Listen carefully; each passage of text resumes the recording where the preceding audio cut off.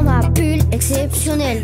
Pourtant mes aînés, génération d'avant, ne trouvent pas ça captivant, préférant le monde réel avec ses ritournelles. Je ne dors plus et ne vois presque plus autour de moi. Quelle souffrance, quel désarroi, quel effroi. Ma vie est floue, vivant au ralenti. Je ne l'avais pas pressenti. Mon corps se lâche dans ces sables mouvants, aspiré par ces écrans que je regarde trop souvent. J'en deviens trop dépendant, on devient un survivant au détriment des gens vivants. Aucune progression pour ma croissance et mon cérébral. Je vis dans ma prison avec ma dépression qui mime mon moral. Mais est-ce bien normal? Mon corps déséquilibré par cette tentation, provoquant des troubles perturbant ma vie. Je perds la vue telle une mourante rose, de perdre mes acquis, loin de mes envies. Quelle névrose, j'en suis morose.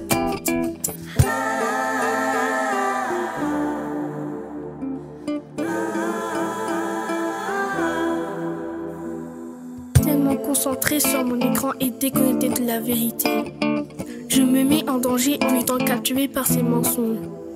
Aveuglé par le feu, pris par mes songes, je suis resté bouche bée, secoué par cette morbidité. Il me faut être aidé pour changer d'atmosphère. Mais comment faire pour m'en défaire, pour s'extraire de cette vie prisonnière, pour sortir de ces mauvaises manières? Mes amis virtuels, parfois inconnus, j'en suis heureux. Alors que je joue à ce jeu réellement dangereux, je ne fais pas attention à ces voyeurs, prédateurs, harceleurs, qui me feront passer un sale quart d'heure, qui feront mon malheur. Attention aux cyberattaques qui me matraquent, je suis tracassé de toutes ces arnaques. Cet harcèlement au quotidien peut me coûter mon existence et attrister mes vrais amis qui ont de l'importance. Mes parents et grands-parents, génération qui a du cran, qui n'auront pas pu voir et pu m'aider, génération écran. Mon cerveau n'arrive pas à réfléchir, je suis accro à mes écrans et on devient intransigeant. Mes neurones sont comme une page à rafraîchir, car je n'écoute presque plus mes parents, tel un téléphone se déchargeant. Je pars en live et j'explose, telle une dynamite qui me limite, un mur onirique. Que dois-je faire? Une pause? Adopter une nouvelle conduite? Une nouvelle dynamique? J'en ai pourtant besoin, l'écran me modifiant. C'est inquiétant et stupéfiant. À force de rester dans le virtuel, j'en ai quitté la réalité optique. En voyant des images choquantes, mes paroles sont devenues violentes. Même là où je pensais être le mieux, leur malveillance demeure turbulente. En prenant exemple des jeux agressifs, j'en suis devenue maléfique. J'ai vu des images d'adultes avec mes yeux d'enfant, traumatisantes comme le meurtre de la maman de Bambi le Fan.